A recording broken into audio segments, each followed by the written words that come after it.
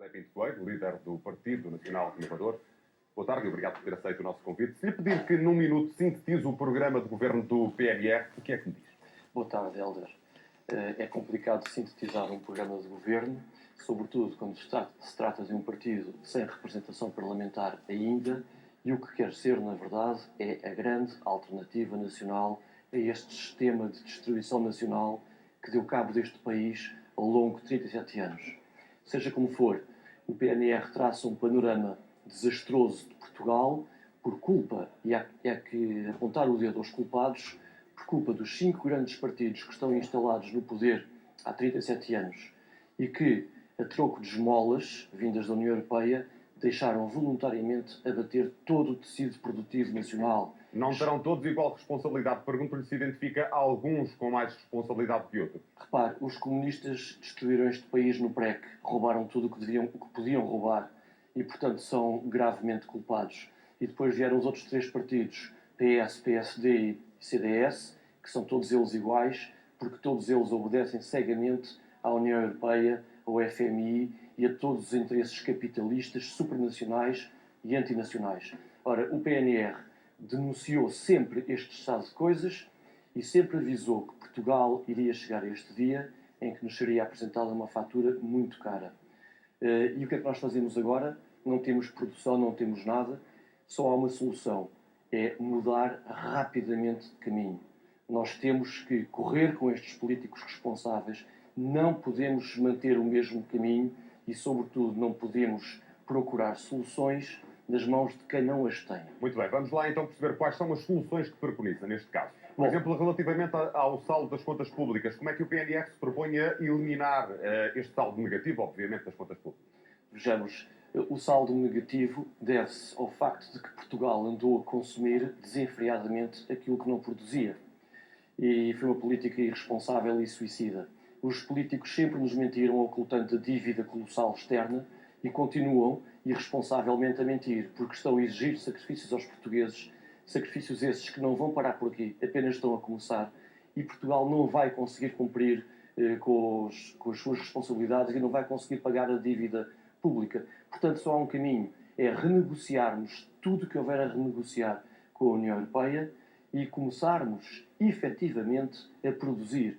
Temos que voltar à agricultura, temos que voltar às pescas naquela que é a maior zona exclusiva europeia, temos que voltar às nossas indústrias, que sempre foram orgulho nacional e sempre foram um fator de trabalho para os portugueses. Não é possível combater-se o flagelo do desemprego, que já afeta mais de 700 mil portugueses, se não houver trabalho. E não pode haver trabalho se não houver produção nacional. Basicamente, o que está a defender é uma política protecionista. Eu pergunto-lhe se é adepto da saída da União Europeia, por exemplo, ou até da moeda única. Nós sempre fomos defensores de políticas protecionistas, porque se não é Portugal que se protege a si próprio, ninguém mais o fará. E sim, sempre o afirmámos, sempre fomos claramente contra o federalismo europeu. Nós somos europeus com muito orgulho e queremos defender esta Europa, que é um espaço comum, civilizacional e um espaço geográfico que temos que proteger. Mas não advogamos um federalismo, porque em cada nação quem manda são os seus. Em Portugal quem manda são os portugueses. E, portanto, é evidente que a prazo, sem nenhuma irresponsabilidade, sem imediatismos, é evidente que nós queremos sair da moeda única, o euro, e queremos restabelecer o escudo, porque é um fator de independência nacional.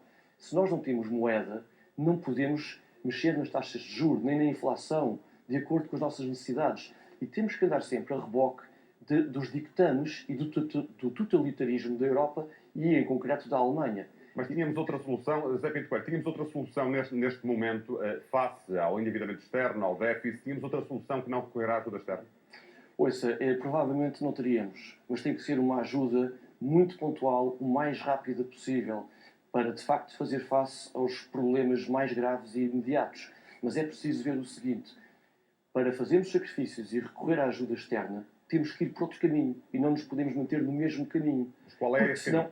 É o caminho que eu estou a dizer. Para já é preciso mudar de mãos quem governa este país. Não podem ser estes mesmos criminosos que sempre conduziram o país para o buraco e para políticas suicidas. Porque repare uma coisa, eu não aceito, acho ofensivo dizer que Portugal é um país sem viabilidade ou sem dinheiro. Há muito dinheiro em Portugal. Só que esse dinheiro está a ser roubado e saqueado pelos grandes poderosos, políticos e outros. Porque há dinheiro para grandes frotas de carros, há dinheiro para sustentar a banca que não merece, que é uma banca usurária, há dinheiro para os offshores, há dinheiro para 14 mil institutos e fundações públicas sem nenhum interesse ou de interesse duvidoso. Então, e não há dinheiro para apoiar as famílias, para apoiar os empregados, para apoiar as pequenas e médias empresas, para apoiar o interior do país que está cada vez mais despovoado e está a ser comido literalmente pela Espanha. Isto é uma irresponsabilidade. Portanto, eu não aceito que não haja dinheiro. O dinheiro existe. O dinheiro está a ser gerido por verdadeiros ladrões, sem escrúpulos, por traidores à nação. E é isso que é preciso mudar.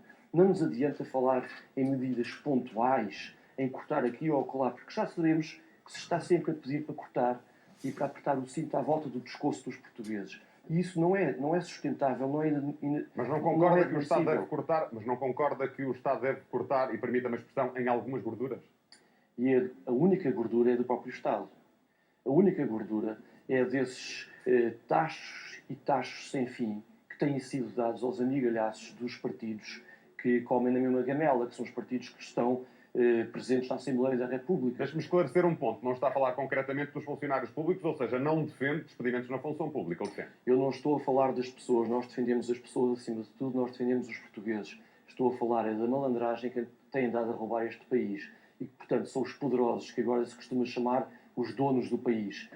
Repare, não é um funcionário público que tem culpa de nada, porque isso é um trabalhador como qualquer outro. Eu estou a falar de 14 mil institutos públicos que têm os seus conselhos de administração, têm os seus gestores, têm os seus grandes carros topo de gama, têm os seus cartões de crédito, etc. Estou a falar de toda a corrupção que graça por aí, e não só a corrupção, como a imoralidade. Não é possível que em Portugal haja ordenados que são altamente ofensivos, quando há pessoas que não chegam a ganhar 500 euros por mês. Isso é insustentável e isso é uma afronta. Não é possível. Já percebemos essa sua ideia relativamente à redistribuição da riqueza do país, se assim se pode dizer. Deixe-me perguntar-lhe, é conhecida a política do PNR para a imigração? Mantém que o fenómeno deve ser contido? Eu mantenho que o fenómeno deve ser contido, claro, porque este não é um problema que afeta só Portugal, é um problema que afeta a Europa. E repare, como o PNR sempre defendeu a reposição das fronteiras e o controle sobre as nossas fronteiras, sempre nos opusemos aos acordos absurdos de Schengen, e veja como hoje em dia alguns países europeus já começam a pôr Schengen em causa e já começam a querer restabelecer o controle sobre as suas fronteiras. Portanto, afinal, quem é que tinha razão? Éramos nós. Porque a Europa e Portugal não pode estar a ser invadido por... Mas não teme a acusação de xenofobia? Não tem uma acusação de xenofobia porque não sou xenófobo, porque o PNR não é xenófobo. Não podemos aceitar acusações infames vindas de outro lado. Nós é que os acusamos a eles de estar a maltratar o seu povo. Porque toda a gente sabe, e nós sempre defendemos, que uma coisa é a pessoa do imigrante. E quem está cá por bem é bem-vindo. Sempre foi. Toda a vida foi assim. O que acontece é que estamos a abrir portas desmesuradamente, sem qualquer controle, a todo o tipo de imigração. E sabemos que essa imigração, na sua maioria, traz subsídio à dependência. Há pessoas que vêm cá só para receber subsídios à conta dos portugueses. Não é justo estar a retirar dos nossos idosos que trabalharam toda uma vida, estar a retirar dinheiro para um final de vida condigno, ou para os abonos de família, para que os portugueses possam ter filhos e não conseguem porque não há apoio às famílias, para dar imigrantes em massa que não os respeitam e nem querem respeitar e que recebem casas de bordo e que recebem subsídios, rendimentos de inserção, etc. Toda a gente sabe perfeitamente que a criminalidade... Até porque o nosso tempo não é de elástico e há um ponto que eu sei, mas este ponto é importante, desculpe. A criminalidade disparou e não foram os portugueses que se tornaram criminosos. Toda a gente sabe de onde é que vem a criminalidade e isso temos que pôr cobro isso. Muito bem, deixe-me só esclarecer, peço-lhe uma resposta muito rápida porque não temos mais tempo. Obteve 11.600 votos nas últimas eleições legislativas. Qual é a meta para esta? Nas últimas eleições só concorremos a 17 círculos eleitorais e agora conseguimos pela primeira vez estar presentes em todo o país, nos 22 círculos. Meta? Peço-lhe a meta. A meta é um crescimento claríssimo. E é impossível defini-lo, porque em Portugal só dão voz diariamente, em todos os jornais e telejornais, aos 5 grandes partidos instalados e culpados. E não dão voz aos outros. E assim é complicado. Estamos a fazer a nossa parte de tomate com vírus. José Pinto Coelho, muito obrigado por ter vindo em direto ao Jornal da Tarde.